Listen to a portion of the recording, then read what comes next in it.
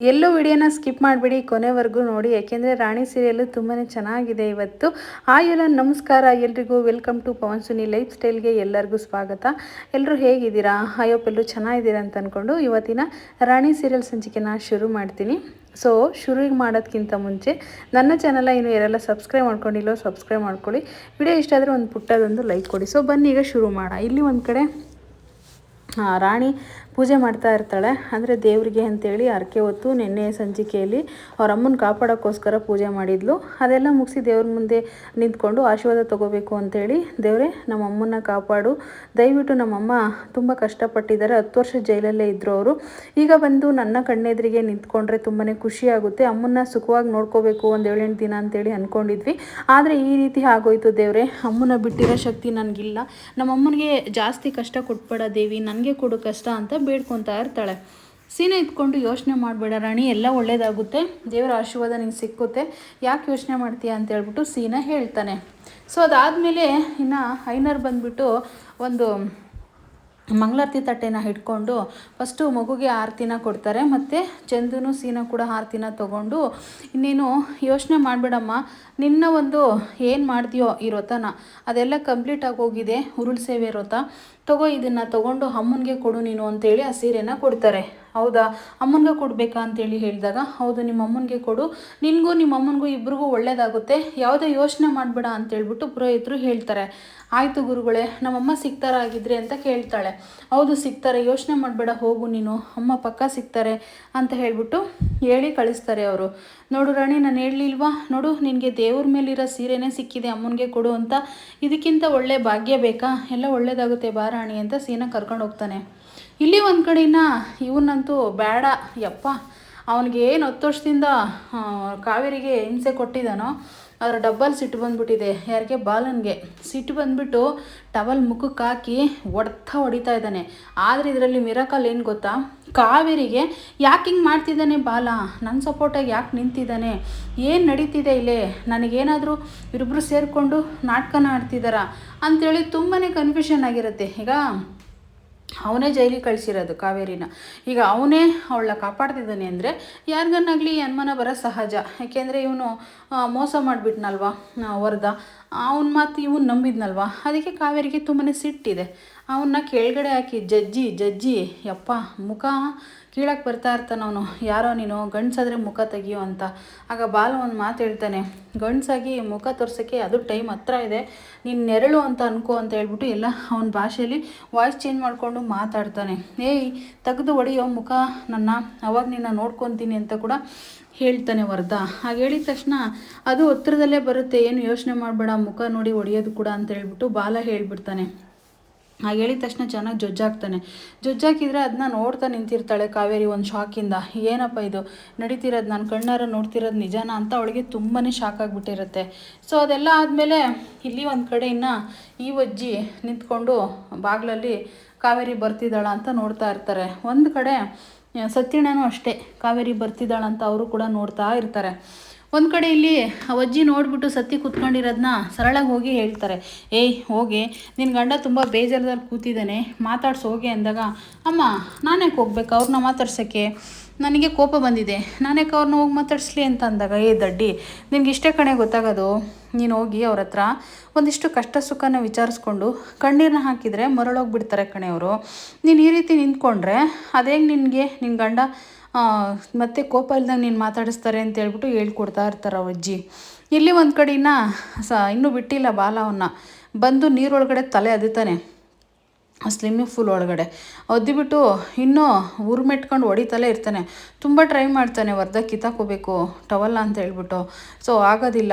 ಇನ್ನು ಅವನ್ನ ನೀರಕ್ಕೆ ತಳ್ಳಾಕ್ಬಿಟ್ಟು ಸೊ ಇನ್ನೇನು ಬಂದು ಇಲ್ಲಿ ಟವಲ್ಲು ಮಾಸ್ಕು ಅದೆಲ್ಲ ಹಾಕ್ಕೊಂಡಿರ್ತಾನಲ್ವ ವರ್ಧ, ಅದನ್ನು ಕಿತ್ತಾಕ್ಬಿಟ್ಟು ಕಾವೇರಿನ ಕೈ ಹಿಡ್ಕೊಂಡು ಬಾ ಕಾವೇರಿ ಅಂತ ಹೇಳ್ಬಿಟ್ಟು ಎಳಿತಾನೆ. ಕೈ ಹಿಡ್ಕೊಂಡು ಹೇಳಿದ್ರೆ ಅವಳು ಬರೋದಿಲ್ಲ, ಅಂದರೆ ಇವನೇನಾದ್ರು ಮೋಸ ಮಾಡ್ತಾನೆ ನನಗೆ ಅಂತ ಭಯ ಆಗ್ತಾ ಇರುತ್ತೆ. ಆದರೂ ಬಿಡಲ್ಲ, ದರ ಹೇಳ್ಕೊಂಡು ಆಚೆ ಹೊರಟೋಗ್ಬಿಡ್ತಾನೆ. ಫುಲ್ ಫಾಸ್ಟಾಗಿ ಹೊಡೋಗ್ಬಿಡ್ತಾರೆ. ಎಲ್ಲಿ ಅವ್ನು ತಿರ್ಗಾ ಸ್ವಿಮ್ಮಿಂಗ್ ಪೂಲಿಂದ ಎದ್ಬಿಟ್ಟು ನೋಡ್ಬಿಡ್ತಾನೋ ಮುಖನ ಅಂಥೇಳಿ ತುಂಬ ಭಯ ಆಗಿ ಓಡೋಗ್ತಾರೆ ಅಲ್ಲಿಂದ, ತಪ್ಪಿಸ್ಕೊಳ್ಳೋಕ್ಕೆ ಪ್ರಯತ್ನ ಪಡ್ತಾರೆ. ಇನ್ನು ತಪ್ಪಿಸ್ಕೊಳ್ಳೋಕೆ ಪ್ರಯತ್ನ ಪಟ್ಟು ಈಚೆ ಬಂತಾರೆ. ಅಷ್ಟರಲ್ಲೇ ಏನಂತಾರೆ, ನರಸಿಂಹನ ಅವತಾರ ಎತ್ತಿರ್ತಾನೆ ಯಾರು, ವರದ. ಸೊ ನೀರಲ್ಲಿ ಆ ಮುಖನ ಆ ಟವಲ್ಲ ಕಿತ್ತೆಸ್ಬಿಟ್ಟು ಸಡನ್ನಾಗಿ ಎದ್ದು ನಿಂತು ಹಾಂ ಅಂತ ಅರಸ್ತಾನೆ. ಅವನು ಕೂಗು ಇಡೀ ಪ್ರಪಂಚನೇ ಕೇಳಬೇಕು, ಅಷ್ಟು ಕೋಪ ಬಂದಿದೆ ಅವನಿಗೆ, ಅಷ್ಟು ಸಿಟ್ಟು ಬಂದಿದೆ. ಇಷ್ಟು ತಪ್ಪು ಮಾಡಿರೋನಿಗೆ ಇಷ್ಟೊಂದು ಸಿಟ್ಟು ಬರುತ್ತೆ ಅಂತಂದರೆ ತಪ್ಪಿಲ್ದವ್ರಿಗೆ ಎಷ್ಟು ಸಿಟ್ಟು ಬರ್ಬೋದಲ್ವಾ.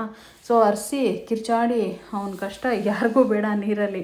ಯಾರು ನನ್ನ ಹಿಡ್ಕೊಂಡು ಹಿಂಗೆ ಹೊಡೆದಿದ್ದು, ನನ್ನ ಯಾಮರ್ಸಿ ಹೊಡಿಯಂಥ ಗಂಡ್ಸು ಯಾರಿದ್ದಾರೆ, ಕಣ್ಣೆದ್ರಿಗೆ ಬಂದಿದ್ರೆ ಇತ್ತು ಅಂತೇಳಿ ತುಂಬಾ ಕೋಪ ಮಾಡಿಕೊಂಡು ಒಂದು ರುದ್ರಾವತಾರ ಅಂತೂ ತಾಳಿದ್ದಾನೆ. ಯಾವನೋ ನೀನು, ನನ್ನ ಕಣ್ಣೆದ್ರಿಗೆ ಬಂದು ಹೊಡೆಯೋ ನೀನು, ತಾಕತ್ತಿರೋ ಗಂಡ್ಸಾದ್ರಿ ಅಂತೇಳಿ ಕೂಗಾಡಿಕೊಂಡು ಸ್ವಿಮ್ಮಿಂಗ್ ಪೂಲಲ್ಲಿ ಒದಾಡ್ತಾ ಇದ್ದಾನೆ.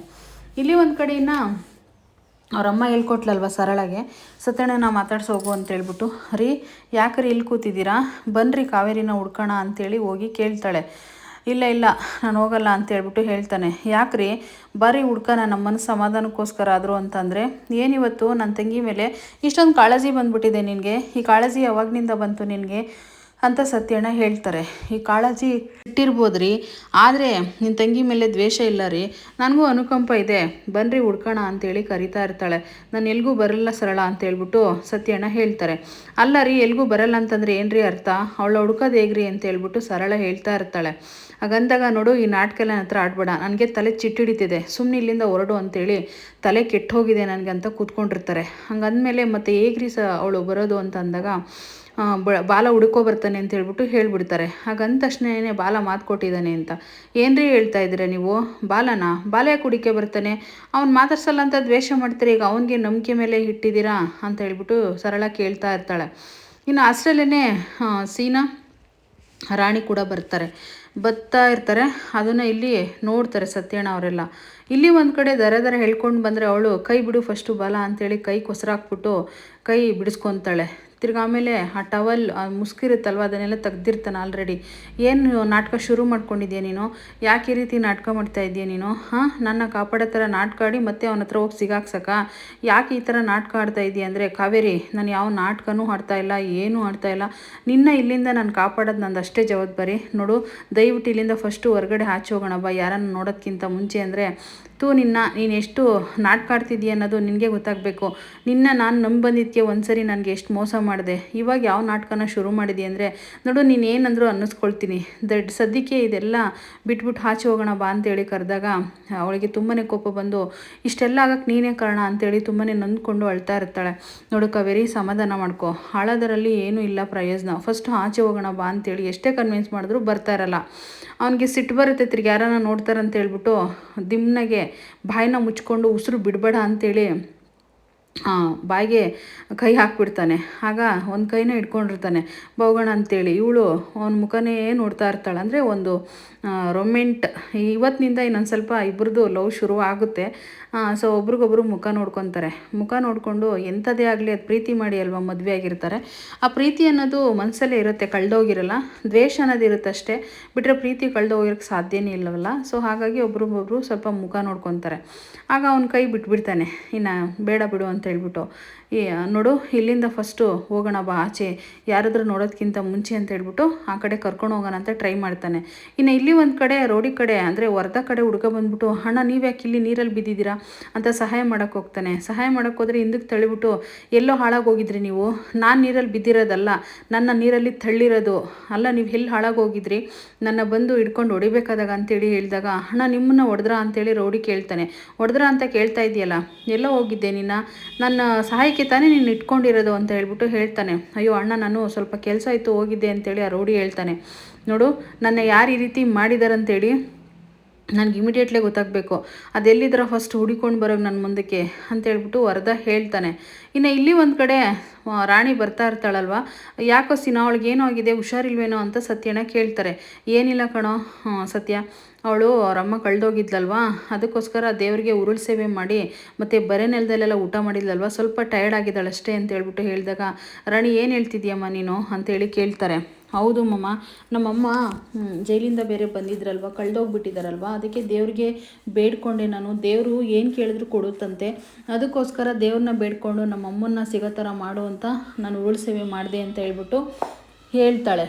ಯಾರು ಇವಳು ರಾಣಿ ಹಂಗೆ ಹೇಳಿದ ತಕ್ಷಣ ಸತ್ಯಣ್ಣ ಇದ್ಕೊಂಡು, ಅಲ್ಲ ರಾಣಿ ಇದೆಲ್ಲ ಯಾಕಮ್ಮ ಮಾಡಬೇಕಿತ್ತು, ನೀನು ಚಿಕ್ಕ ಮಗು ಇನ್ನು ಅಂತಂದರೆ, ಅಮ್ಮ ಚಿಕ್ಕ ಮಗುನೇ ಕೇಳ್ಕೊಂಡ್ರೆ ದೇವರು ಎಲ್ಲ ಕೊಡ್ತಾನಂತೆ, ಅದಕ್ಕೋಸ್ಕರ ಈ ರೀತಿ ಮಾಡಿದೆ ನಾನು ಅಂದಾಗ, ನೀನು ಯಾಕೆ ಇದೆಲ್ಲ ಮಾಡೋಕ್ಕೋದೆ, ಅವರು ಬರ್ತೀನಿ ಅಂತ ಹೇಳಿದಾರೆ ಕಣೆ ಅಂತೇಳಿ ಸರಳ ಹೇಳ್ತಾಳೆ.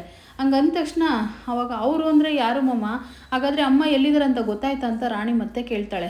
ಸರಳ ನಿನಗೇನೇ ಆಗಿದೆ, ಹಂಗಲ್ಲಮ್ಮ, ನಾನು ಪೊಲೀಸ್ ಸ್ಟೇಷನ್ಗೆ ಹೋಗಿದ್ನಲ್ವ, ಕಂಪ್ಲೇಂಟ್ ಕೊಟ್ಟಿದ್ನಲ್ಲ, ಅವರು ಕರ್ಕೊಂಡು ಬರ್ತೀವಂತ ಹೇಳಿದಾರಂತ ಮತ್ತೆ ಸತ್ಯಣ್ಣ ಅದನ್ನ ಉಲ್ಟಾ ಮಾತಾಡ್ತಾನೆ. ಇನ್ನು ಸೀರೆ ತಂದಿರ್ತಾಳಲ್ಲ ಅದನ್ನು ಸರಳಗೆ ಕೊಡ್ತಾರೆ, ಇದನ್ನು ಅಮ್ಮಗೆ ಕೊಡು ಅಂತ ಹೇಳಿದರು, ದೇವ್ರ ಮೇಲಿರೋ ಸ್ಯಾರಿ ಅಂತ. ಅದನ್ನು ನೋಡಿಕೊಂಡು ಎಷ್ಟು ಚೆನ್ನಾಗಿದೆ ದೇವ್ರ ಮೇಲಿರೋ ಸ್ಯಾರಿ ಅಂತ ಅದನ್ನು ನೋಡಿಕೊಂಡು ಕಳೆದೋಗ್ಬಿಟ್ಟಿರ್ತಾಳೆ ಸರಳ. ಸೊ ಇಲ್ಲಿ ಒಂದು ಕಡೆ ದರ ಹೇಳ್ಕೊಂಡು ಒಂದು ಸಂದಲ್ಲಿ ಬರ್ತಾನೆ. ಬಂದ ತಕ್ಷಣ ಹಗ್ ಮಾಡ್ಕೊತಾನೆ. ಅಂದರೆ ಇಲ್ಲಿ ಹೋಗೋ ಟೈಮಲ್ಲಿ ಅವಳು ಕಿರ್ಚಕ್ಕೆ ಶುರು ಮಾಡಿಬಿಡ್ತಾಳೆ, ನಾನು ಯಾಕೆ ಈ ರೀತಿ ಹೇಳ್ಕೊಂಡು ಹೋಗ್ತಿದ್ದೆ ಎಲ್ಲಂದ್ರಲ್ಲಿಗೆ ಅಂತ. ಆಗ ಬಾಯಿ ಮುಚ್ಕೊಂಡು ಅಲ್ಲಿ ಕೂಡ ಒಂದಿಷ್ಟು ಇಬ್ಬರದು ಲವ್ ಶುರುವಾಗುತ್ತೆ. ಆಗ ನಾನು ಯಾಕೆ ಈ ರೀತಿ ಮಾಡ್ತಾಯಿದ್ದಾನೆ ಇವನು ಅಂತ ಅವಳಿಗೆ ತುಂಬ ಕನ್ಫ್ಯೂಷನ್ ಆಗಿಬಿಟ್ಟಿರುತ್ತೆ. ಯಾಕೆ ಅನ್ನೋದೇ ಗೊತ್ತಾಗ್ತಾ ಇರಲ್ಲ ಅವಳಿಗೇನೆ. ಆದರೂ ಕೂಡ ದಿಮ್ನಾಗ ಬಾಯಿ ಮುಚ್ಕೊಂಡಿರ್ತಾನೆ ಬಾಲ. ಎಲ್ಲಿ ಕಿರ್ಚಿಬಿಡ್ತಾಳೋ, ಆಮೇಲೆ ಬಾಲನ್ಗೆ ಎಲ್ಲಿ ಕೇಳಿಸ್ಬಿಡುತ್ತಾ ಅಂತೇಳಿ.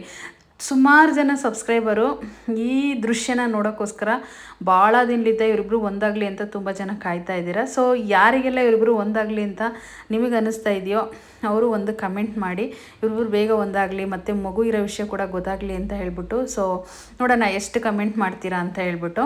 ಸೊ ಯಾರೆಲ್ಲ ಕಮೆಂಟ್ ಮಾಡ್ತೀರೋ ಅವ್ರಿಗೆ ನಾನು ನಾಳೆ ಎಷ್ಟೆಲ್ಲ ಕಮೆಂಟ್ಸ್ ಇರ್ತಾವೋ ಅವ್ರ ಹೆಸರೆಲ್ಲ ನಾನು ಮೆನ್ಷನ್ ಮಾಡ್ತೀನಿ ವಿಡಿಯೋದಲ್ಲಿ. ಸೊ ಬನ್ನಿ ಈಗ ಶುರು ಮಾಡ್ತೀನಿ. ಮತ್ತು ಇನ್ನೇನು ಅವರಿಬ್ಬರು ರೊಮ್ಯಾನ್ಸ್ ಮಾಡಲಿ ಕಳೆದೋಗಿರ್ತಾರೆ. ಯಾರನ್ನ ಬರ್ತಾರಂತ ಆಚೆ ಈಚೆ ಬಾಲ ನೋಡ್ತಾ ಇರ್ತಾನೆ. ಸೊ ಎಲ್ಲಿ ಸೌಂಡ್ ಕೇಳಿಸ್ಬಿಡುತ್ತೋ ಅವ್ರಿಗೆ ಅಂತೇಳಿ ತುಂಬ ಭಯ ಪಟ್ಕೊಂಡು ಮತ್ತೆ ಹೇಳ್ಕೊಂಡು ಬರ್ತಾನೆ.